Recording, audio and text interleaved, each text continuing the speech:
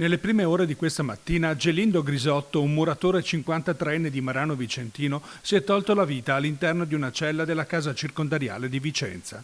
Era giunto poco dopo mezzanotte, accompagnato dai carabinieri di Thiene, perché è ritenuto il presunto omicida di Mario Testolin, il 67enne pensionato, deceduto nel pomeriggio di ieri, freddato con 2 colpi di fucile nei pressi della propria abitazione a Marano, in via Molinette.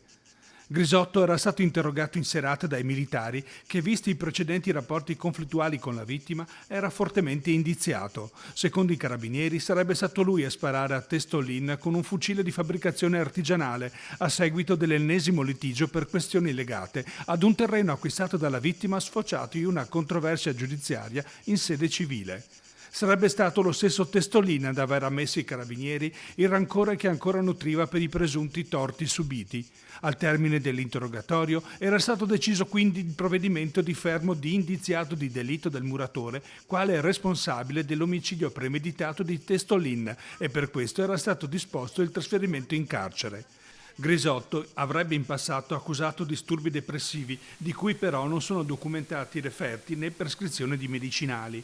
Il magistrato, vista la situazione di fragilità psicologica del presunto omicida, avrebbe però richiesto la sorveglianza del detenuto. Invece, questa mattina, Gelindo Grisotto è stato ritrovato morto poco prima delle 6.